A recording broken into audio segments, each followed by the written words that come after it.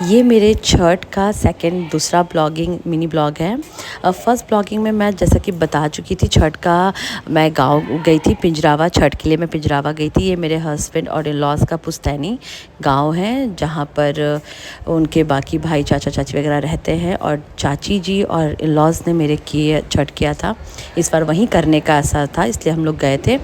और ये जो खरना का ठेकुआ, वहाँ पर छठ का ठेकुआ का प्रसाद बनाते हुए रात के 1 बज रहे हैं, जब मैं नहाकर मतलब नए कपड़े पहनकर, मतलब नए नहीं, मतलब बिल्कुल बॉडी टच ना हुआ कपड़े पहनकर आपको बनाना पड़ता है। और आप अकेले नहीं बना सकते हो, आसपास की कुछ चाची और नंदे जो लगती हैं वो आई थी मदद के लिए। और सब मिलके पूरी रात सुबह के 10 बजे तक हम लोग ने ये प्रसाद महापर्व छठ का ठेकुआ बनाया है, जो कि इसका तो अलग ही स्वाद होता है सच में। और फिर सुबह तक बनाने के बाद ये अगले दिन सुबह संध्या का है, शाम का है, जब संध्या अर्घ के लिए हम लोग पुनपुन नदी जा रहे थे।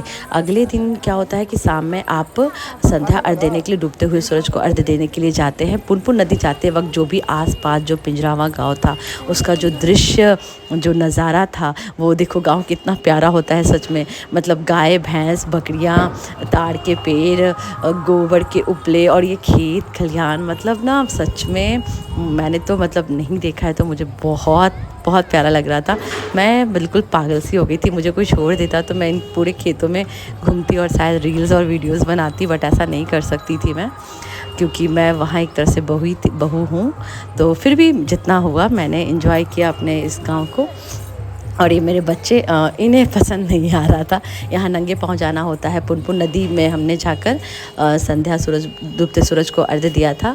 फिर तो इन्होंने क्रॉक्स डाले हुए हैं, इन्होंने कहा मैं नंगे पाँव नहीं जाऊँगा मम्मा। और ये पुनपुन नदी देखिए कितना प्यारा नदी है। और ये जब बारिश का समय होता है उसमें ये भर जाती है, जब गर्मियों में काफ़ी सूख जाती है और कम पानी होता है, बट अभी काफ़ी अच्छे मात्रा में पानी था।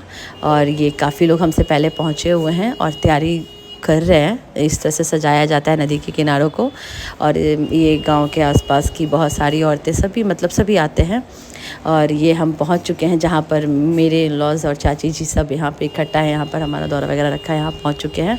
और पुनपुन नदी के पास पहुंचते ही जैसा कि मुझे फ़ोटो खिंचवाना, क्लिक्स करना बहुत पसंद है, तो वो नंदे थी मेरी जिनके साथ मैंने कुछ पिक्चर्स लिए ऐसे वैसे। फिर मेरा बेटा वो भी देख रहा है कैसा नदी आसपास घूम रहा है, ये मेरा छोटा बेटा है। और फिर मैं शायद नीचे चली गई हूँ, नीचे कुछ करना होता है, कुछ विधि होती है, तो ये फिर नदी के अंदर सभी उतर जाते हैं। और जो परवैतिन जो पर्व की हुई है मेरी सासू और चाची जी, वो चली जाती हैं। फिर पूजा वगैरह करना होता है, उनको नदी में अंदर जाके खड़ा होना होता है।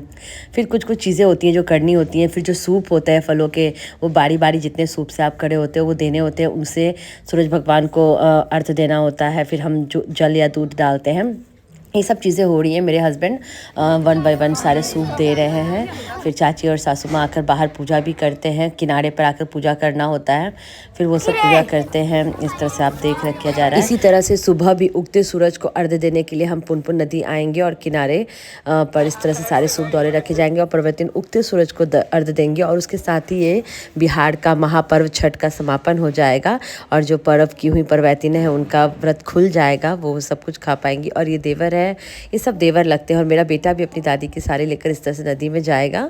जो परवैतिन होती है उनके उतरे हुए साड़ी को इस तरह से धोया जाता है, बहुत पुण्य माना जाता है, आपकी विशेष पूरी होती है, इस लालच में मेरा बड़ा बेटा जाता है धोने।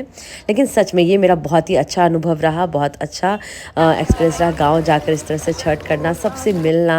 मतलब कुछ दिनों के लिए ना सच में ये अच्छा है, लेकिन सच कहूँ तो मैं वहाँ जाके सेट होने का नहीं सोच सकती। लेकिन हाँ, कुछ दिनों का बहुत अच्छा अनुभव रहा, बच्चों ने भी बहुत एंजॉय किया। और सुबह में बहुत सारे पकवान बनते, ये देखिए इन सबसे व्रत खुल गया।